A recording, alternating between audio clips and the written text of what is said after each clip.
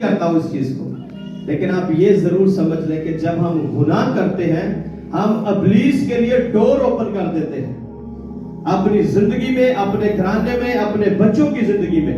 جب وہ ڈور اوپن ہوتا ہے تو ابلیس آ کے کنٹرول اور قبضہ کر لیتا ہے، اور پھر وہ اپنی مرضی سے جس طرح وہ چاہتا ہے اپنے پلان کو پورا کرتا ہے، اور انسان دکھ میں، پریشانیوں میں زندگی گزارتا ہے۔ انسان کی اولاد جو ہے وہ نشوں میں ہے، وہ خود نشوں میں۔ آپ دیکھیں بے شمار گھرانے ایسے، خدا چاہتا ہے کہ ہر گھرانہ جو ہے وہ مسیح میں قائم ہو اور برکت پائے، آمین۔ لیکن ابلیس یہ چاہتا ہے وہ ہر شخص کو ڈسٹروائے کرے، ہر گھرانے کو ڈسٹروائے کرے، ہر زندگی کو ڈسٹروائے کرے۔ یہ ابلیس کا منصوبہ اور پلان ہے، پر خدا کا پلان کیا ہے جی؟ ریسٹور کرنا، بحال کرنا، آزاد کرنا، اور اسی لیے اس نے آزادی کا جو پیغام ہے اپنے بیٹے کے وسیلہ سے اس دنیا میں بھیجا ہے، آمین۔ جب آپ اس آزادی کو جانتے ہیں، جب اس سے واقف ہیں اور وہ آپ کی زندگی میں ہے، تو تبھی آپ حقیقی طور پر آزاد ہیں، آمین، آمین۔ یسوع مسیح جب یہودیوں سے بات کر رہا تھا تو اس نے کہا کہ بھائی تم گناہ کے غلام ہو۔ پہلے اس نے کہا کہ تم غلام، اس نے کہا جی ہم تو ابراہیم کی اولاد ہیں، ہم کسی کے غلام نہیں ہیں۔ پر یسوع نے کہا جو گناہ کرتا ہے وہ گناہ کا غلام ہے، اور جتنا زیادہ کوئی گناہ کر رہا ہے، جتنی اس کی زندگی گناہ میں ہے، اتنا ہی زیادہ وہ غلامی کی حالت میں، وہ آزاد نہیں ہے۔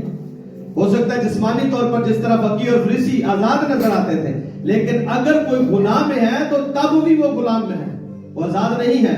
خدا کے کلام کے مطابق اس کی زندگی میں کوئی آزادی نہیں ہے، لیکن مسیح کے وسیلہ سے ہم آزاد ہیں، آمین۔ جب ہم اسے قبول کرتے ہیں، آپ کا جو رد عمل ہے انسان کا کیا ہونا چاہیے جب وہ مسیح کی قربانی کو دیکھتا ہے، جب اس کے کفارے کو دیکھتا ہے؟ آج سے 2000 سال کرے، اپنے گناہوں کا کیا کر لے جی؟ اقرار کرے، خدا کی حضوری میں توبہ کرے، اور کلام کہتا ہے خدا سچا اور عادل ہے جو گناہوں کو معاف کرنے کی قدرت رکھتا ہے، آمین۔ تو جب آپ اقرار کریں گے خدا کی حضوری میں، ہو سکتا ہے بہت ساروں کی زندگی میں آج بھی گناہ ہو، کوئی ایسی چیز ہو، کوئی ایسی ہیبٹ ہو، کوئی ایسا کام وہ کرتے ہو جو خدا کی نظر میں بالکل بھی مقبول نہیں ہے، وہ گناہ کی صورت میں ہو سکتا ہے لڑائی ہو، جھگڑا ہو، نشہ ہو، کوئی اور طرح کا اس طرح کا کوئی گناہ ہو جو ابلیس ان کی زندگی سے کام پورا کر رہا ہے۔ ہو سکتا ہے باقی چیزیں وہ نہ کرتے ہو۔ ایک بھائی تھے، وہ کہتے میں نا شراب نہیں پیتا، میں ان سے بہت اچھا ہوں، تو خود وہ سگریٹ پیتا تھا۔ تو میں نے کہا بھائی جی تو شراب پیتے تو تسی سگریٹ پی لو، گل ایک ہی، ٹھیک ہے۔ آپ اپنے آپ کو بڑا نہ سمجھے کہ میں ان سے بہتر ہوں کیونکہ میں سگریٹ پیتا ہوں، وہ لوگ شراب پیتے۔ تو میں نے کہا دیکھیے گناہ گناہ ہی ہے، ٹھیک ہے، وہ چاہے چھوٹا ہو چاہے بڑا ہو، ایسا نہیں ہے کہ گناہ کبیرہ اور گناہ صغیرہ جو ہے وہ ہے، یا کوئی صغیرہ اور کبیرہ، گناہ گناہ ہی ہے۔